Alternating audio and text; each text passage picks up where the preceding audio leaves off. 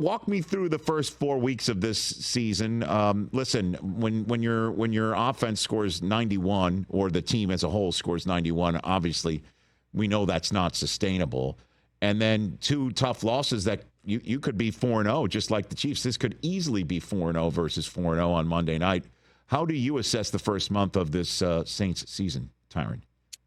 Well, I thought we got off to a good start. I think those first 2 weeks were, really everything we've been kind of working towards since the spring. And, I'll say the last 2 weeks have, really reminded us of, some of the things that have kind of plagued us the last couple of years. And that's, we're going to be in a lot of close ball games. It's going to be tight. It's going to be third down, fourth down. And we have to figure out a way to win in those situations. I look back on the last 2 games that we played, man, and especially defensively, we played great for maybe 57 minutes in the game, right? And then the last 3 minutes, we kind of let it get away from us. And so, we've had our opportunity to finish, right, and to kind of close out these games. And defensively, we just hadn't, made enough plays to be able to do that. And so, I think that's the mindset right now.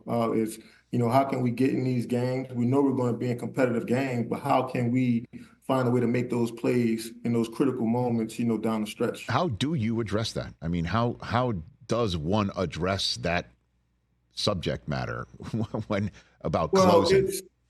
It's you, not taking anything off. I think a lot of times, especially defensively, right, you could play a great game. And then on the last drive, all of a sudden, you want to keep everything in front of you. You're not playing as aggressive. You're not as, quick to react. I think it's just detail, right? And that attention to detail and, just really staying focused throughout the course of the whole game. And, I think along with coaches, I think that's my job too, as a leader, is to make sure that, we're all taking deep breaths and we all understand, what the situation is kind of demanding out of us. Yeah, I was going to ask that question. You just kind of answered it because your defense has no shortage of, for the lack of better letters, OGs who can deliver that message in real time, knowing that this is the moment that you focus on your technique and your footwork and your P's and your Q's and your film work.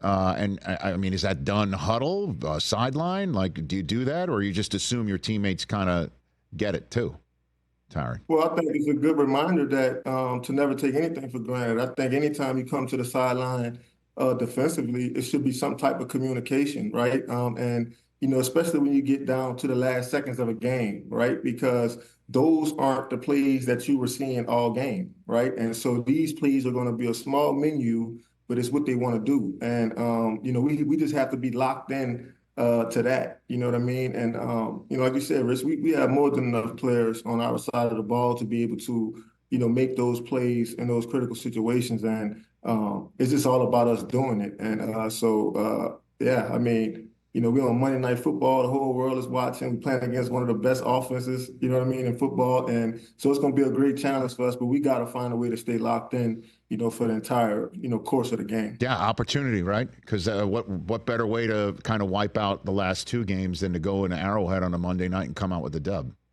Yeah. I mean, and listen, man, it won't be easy.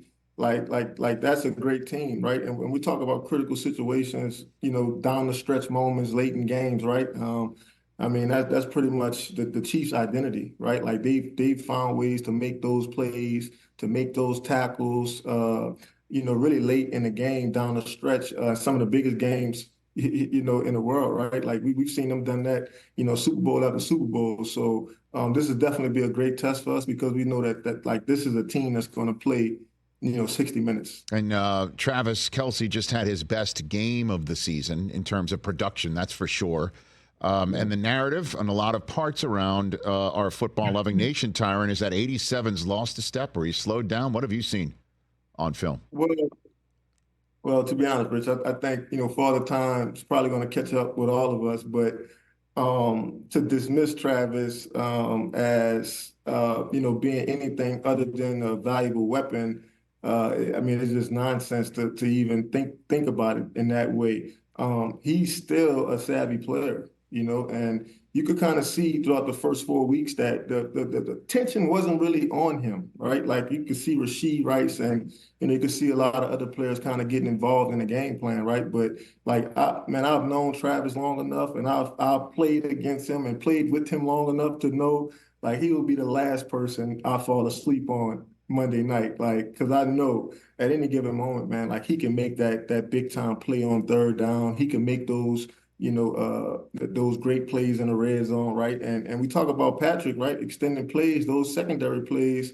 I think him and Travis, like they do that like nobody I've ever seen do it, right? And so, like the challenge is still there. You know what I mean? And I mean he's always been a heady player, savvy player, and so man, I don't even buy into a lot of the narrative that's being thrown out there right now for Kelce. Catch the Rich Eisen Show every single day on the Roku Channel, 12 to 3 Eastern, for free.